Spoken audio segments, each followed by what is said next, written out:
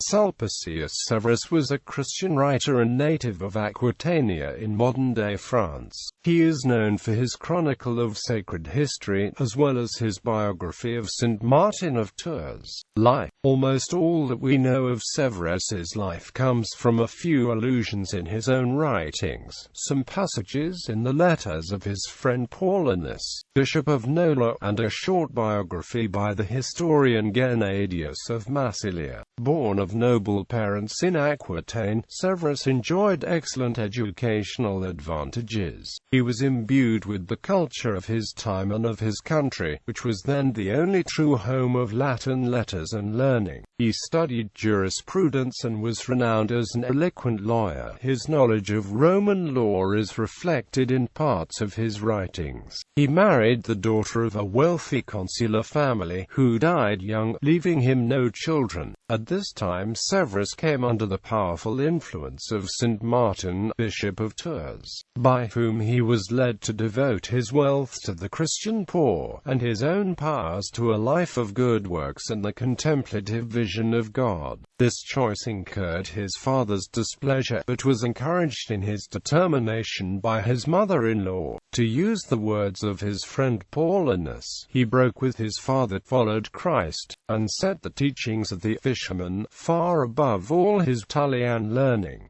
Quote, he rose to no higher rank in the church than that of presbyter. His ordination is vouched for by Gennadius, but no details of his priestly activity have reached us. He is said to have been led away in his old age by Pelagianism, but to have repented and inflicted long enduring penance on himself. His time was passed chiefly in the neighborhood of Toulouse, and such literary efforts as he permitted to himself were made in the interests of Christianity. In many respects no two men could be more unlike than Severus, the scholar and orator, well versed in the ways of the world, and Maarten, the rough Pannonian bishop, champion of the monastic life, seer and worker of miracles. Yet the spirit of the rugged and subdued, that of the polished scholar, and the works of Severus are important because they reflect the ideas, influence and aspirations of Maarten, the foremost ecclesiastic of Gaul. Works. Chronicle. The chief work of Severus is the Chronicle, a summary of sacred history from the beginning of the world to his own times, with the omission of the events recorded in the Gospels and the Acts, lest the form of his brief work should detract from the honor due to those events. It is a source of primary importance for the history of Priscillianism and contains considerable information respecting the Arian controversy. The book was a textbook,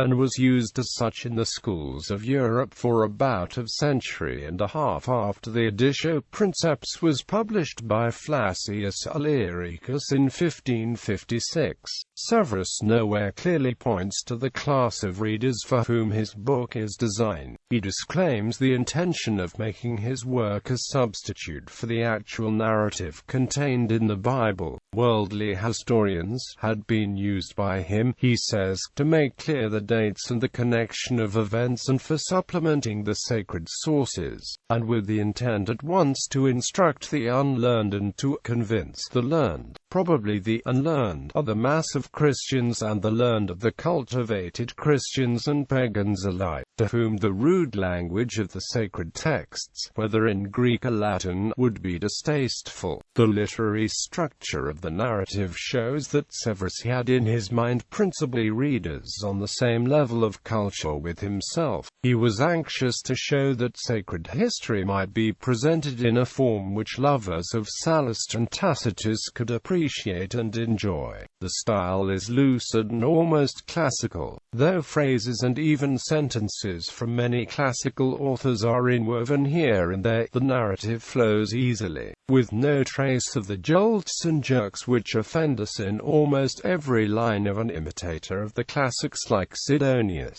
It is free from useless digressions, in order that his work might fairly stand beside that of the old Latin writers. Severus ignored the allegorical methods of interpreting sacred history to which the heretics and the orthodox of his age were wedded. As an authority for times antecedent to his own, Severus is of little moment. At only a few points does he enable us to correct or supplement other records. Jacob Bernays suggested that he based his narrative of the destruction of Jerusalem by Titus on the account given by Tacitus in his histories, a portion of which has been lost.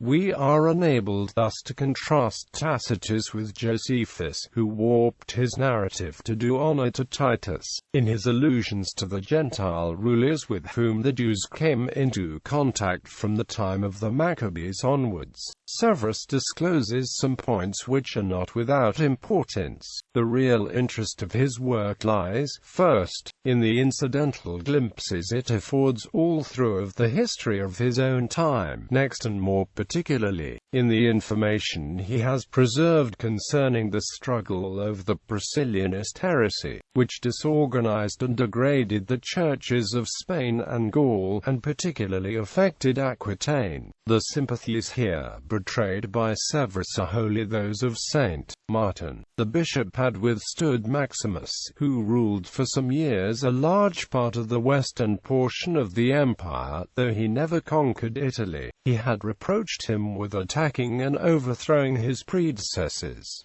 on the throne, and for his dealings with the Church. Severus loses no opportunity for laying stress on the crimes and follies of rulers, and on their cruelty, though he once declares that, cruel as rulers could be, priests could be crueler still. This last statement has reference to the bishops who had left Maximus no peace till he had stained his hands with the blood of Priscillian and his followers. Maarten, too, had denounced the worldliness and greed of the Gaulish bishops and clergy. Accordingly, we find that Severus, in narrating the division of Canaan among the tribes, calls the special attention of ecclesiastics to the fact that no portion of the land was assigned to the tribe of Levi, lest they should be hindered in the service of God. Our clergy seem, he says, not merely forgetful of the lesson but ignorant of it. Such a passion for possessions has in our days fastened like a pestilence on the souls.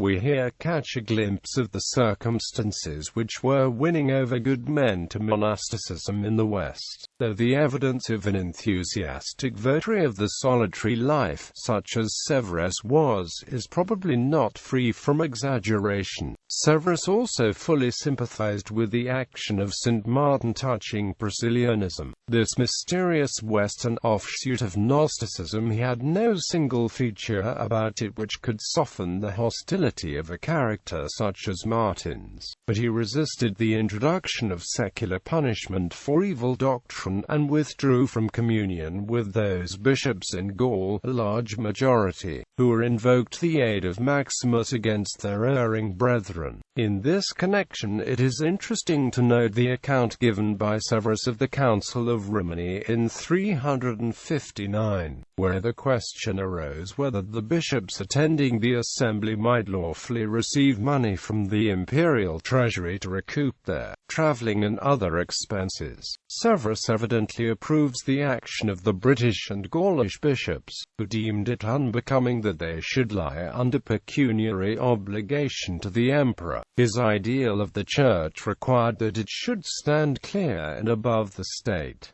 Life of St. Maarten, Dialogues and Letters. More popular during the Middle Ages was Severus's Life of St. Maarten, as were also the Dialogues and Letters which relate to the same subject. These works did much to establish the great reputation which that wonder-working saint maintained throughout the Middle Ages. The book is not properly a biography, but a catalogue of miracles, told in all the simplicity of absolute belief.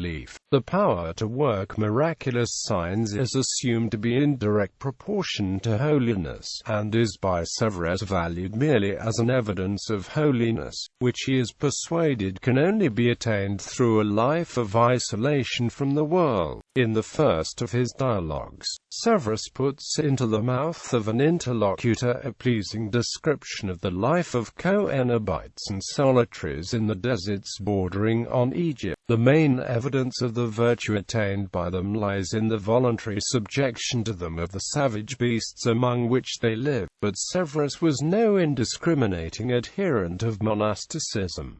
The same dialogue shows him to be alive to its dangers and defects. The second dialogue is a large appendix to the life of Maarten, and really supplies more information of his life as bishop and of his views than the work which bears the title Vita S. Martini. The two dialogues occasionally make interesting references to personages of the epoch. In Dial 1, cc. 6-7, we have a vivid picture of the controversies which raged at Alexandria over the works of Origen. The judgment of Severus himself is no doubt that which he puts in the mouth of his interlocutor Posthumianus. I am astonished that one and the same man could have so far differed from himself that in the approved portion of his works he has no equal since the Apostles, while in that portion for which he is justly blamed it is proved that no man has committed more unseemly errors. 3 epistles on the death of Maarten complete the list of Severus's genuine works.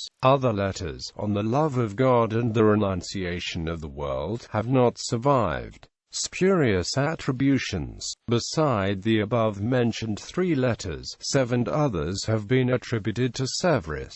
These are rejected as spurious by some critics, whilst the genuineness of the first 2 is admitted, rightly it would seem, by others. The World Chronicle of the so-called Sulpicius Severus has nothing to do with the subject of this biography. It was written in Spain in the 6th century. Bibliography. Severus's works are to be found in P.L. 20, 95-248, later edition by Karl Harm, Opera, CSCL 1 Bernays, über die Chronik des Sulpicius Severus.